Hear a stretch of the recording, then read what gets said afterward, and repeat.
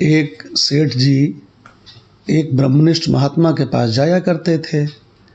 तो वहाँ जा कर के वो उनसे प्रार्थना करते थे कि मुझको सबसे टॉप क्लास जो विद्या है ना सृष्टि की, उस आत्म विद्या का उपदेश कीजिए। तो महात्मा जी कहा करते थे, चल ठीक है, अभी जा, फिर देखेंगे, टाल देते थे। जब कभी वो सेठ उधर टहलते हुए निकल जाता और महात्मा जी को खोज लेता, कभी नदी में, कभी कहीं पहाड़ पर, कभी किसी खुले मैदान में, और उनसे कहता, महात्मा जी मुझको आत्मविद्या का उपदेश कीजिए। तो बहुत दिन बीत गए कहते कहते।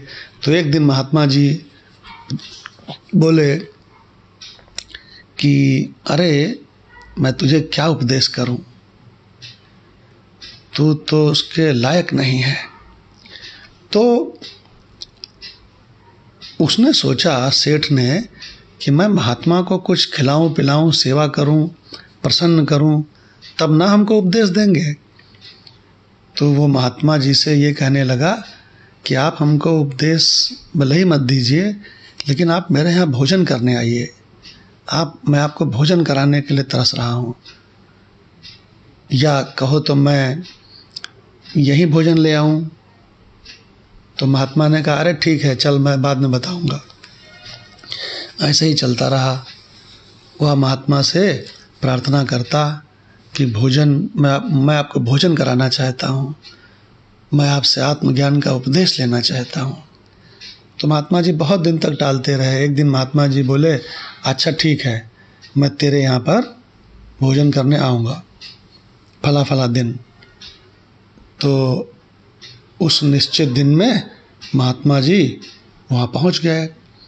तो देखा पूरे घर में देसी घी की खुशबू आ रही है, खूब बढ़िया बढ़िया व्यंजनों की महक आ रही है। और वो कहता, आइए आइए, और उनका बहुत स्वागत किया और स्वामी जी को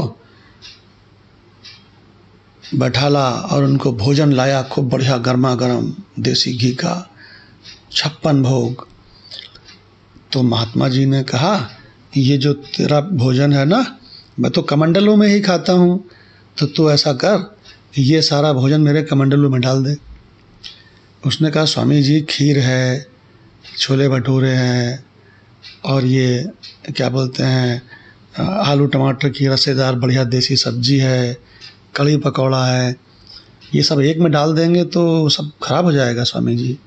उन्होंने कहा, नहीं नहीं नहीं, तू डाल दे। अब बहुत आग्रह करने पर वो कमंडलू में डालने के लिए चला। तो देखता क्या है कि कमंडलू के अंदर तो गोबर भरा है। तो उसने कहा, स्वामी जी इसके अंदर तो गोबर है, मैं इसमें नहीं डाल सकता। तो स्वामी जी ने कहा, क्यों नहीं डाल सकता? बोले, नहीं, पहले इसका गोबर मैं हटाऊंगा, इसको मिट्टी से बढ़िया मांजूंगा और खूब साफ स्वच्छ शुद्ध करके तब इसमें डालूंगा। तो महात्मा जी हंसे, बोले, बस इसीलिए मैं तुझको आत्मविद्या का उपदेश नहीं करता हूँ, क्योंकि तेरे मूड में गोबर भरा है। पहले तू अंतःकरण को निर्मल कर, तुझे बहुत आसक्ति है जगत से, विषयों से। इसीलिए पहला उपदेश सुन कि शास्त्रों में कहा गया है कि विषयों की आसक्ति को छोड़ और अपने अंतःकरण को शुद्ध निर्मल बना। जैसे कि इस कमंडलू को तू स्वच्छ करने के बाद इसमें बढ़िया भोजन डालना चाहता है। सेठ की आंखें खुल गईं। उसने कहा, स्वामी जी आज से मैं अपने अंतःकरण को निर्मल करने के लिए आपसे सीखूंगा। और इस प्रकार से एक महान उपदेश मिला जो कि वेदों में भी मौजूद है कि ब्रह्म विद्या सीखने के लिए अंतःकरण को निर्मल होना चाहिए, मल और विक्षेप से रहित होना चाहिए। इसलिए मल और विक्षेप को हटाना ये ब्रह्म विद्या सीखने के लिए बहुत सुंदर एक शुरुआत है। ओम शांति शांति शांति।